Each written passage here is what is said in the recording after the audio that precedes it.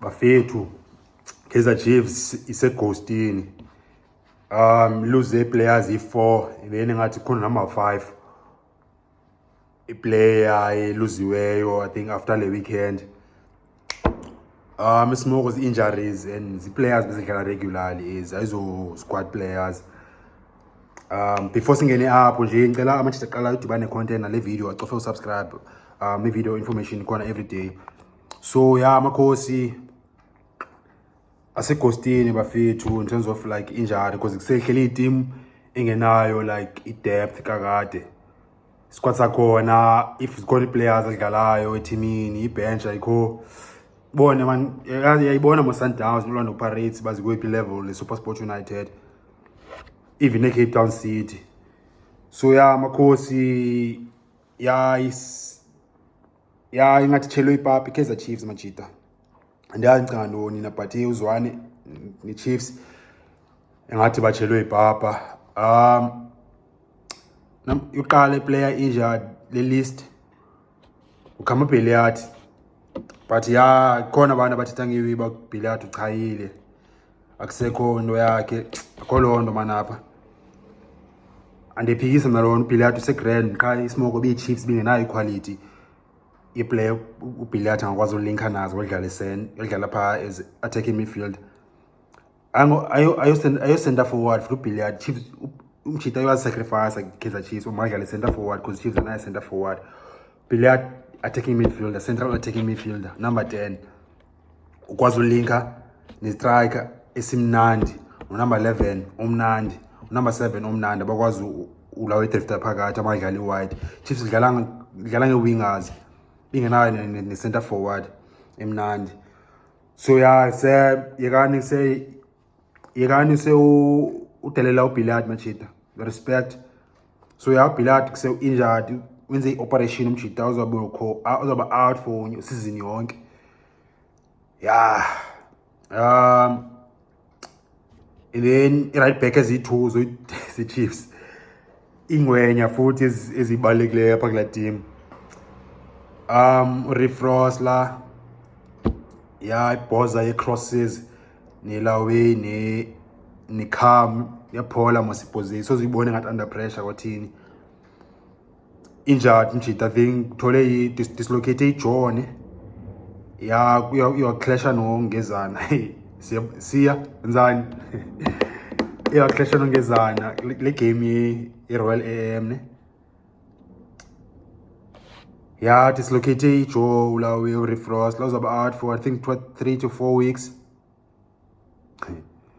And then ingwenya ulawe Dylan Solomon yathola injury game ye-1 after ingenele u-Frosler.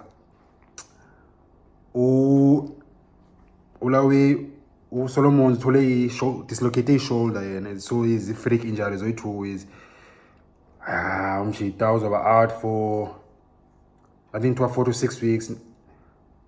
So yeah, at least isikhathi sine machita zoba out but ayifani ne-injury ze-muscle okanye yeah ifani injury ye-muscle because i-muscle injury blind bro noba yiyo le khawute uBilliat futhi.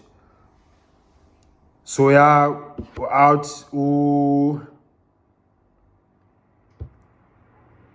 Billiat uRiv uDylan Solomons uFrosler kama Billiat and then play scene try out nayo injury for I think 6 to 8 weeks. Bani lo scene Billiat namachita my2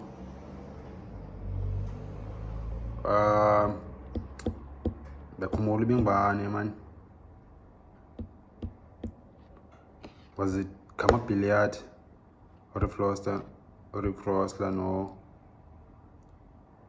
Orlando Frosler no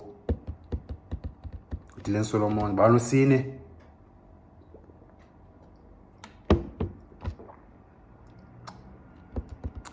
but yeah ngicela ukhumbulayo kwenye uzithole ngicela asiqala lapha i-comments mana chance ujonga bese ngibani lo wesine bithole injury naye for like end futhi but yeah isengulanduza ngosingiphile Ngcobo uthole injury oba out for 6 to 8 weeks umjita blind naye. So players balekileyo ke is Kaizer Chiefs, like so the Chiefs ibone segostini. Player yesihlanu ngoku kuthiwa ithole injury umjita kimesha izolo Sunday ubheme emnyama uKaleb Bimenyimana uthole injury uthole tackle blind izolo. I think tackle show umonyayo okanye ugiven Msimango TS Galaxy. But I go grand uKaleb ibonakala ba iseyimbi la injury. So yeah, players i5 as Kaizer Chiefs ichile ipapa. Yeah, but the way also if you try positively for these new players opportunity. Right back, okay. Yaba khona nje adlale center back azokwazi move right. Ungezani yakwazi bapha bedlalile pha against TS Galaxy. No Kwinika yakwazi udlala as a number 2. At the same time yaba opportunity grand for Nyelite inswimba pa Kaizer Chiefs idlala I reserve team. Thongo Puso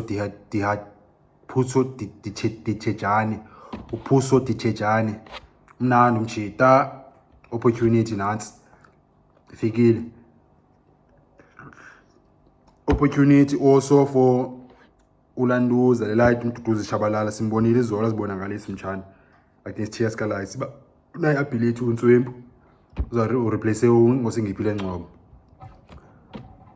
So yeah, Kaizer Chiefs ndina naleyo uKaleb Bimenyimana njengoba ngaziba khona opportunity for Wandile Duba. So yeah, elight izothola a chance against the Kaizer Chiefs zayithatha zina quality kanti Chiefs ngoku under pressure for bamayijonga ngemarket. Zikhona players is free agent ezingakwazi usign anytime because azina club. Yeah, ngicandona yabafo bethu Chiefs inazo replacements is enough ki squad when you funeka ijonge transfer market for the free agents. I-ghost lena okanye izaba grand Chiefs izakwazi finisha ki number 2 behind the Sundowns i-Champions League okanye kumoshakele ngoku. Ngicela nixela lapha comments machiza ngicanga ntoni bazikhiphani. Otherwise if you qala udibana channel nale content ngicela ucofa subscribe. Dankie bafethu.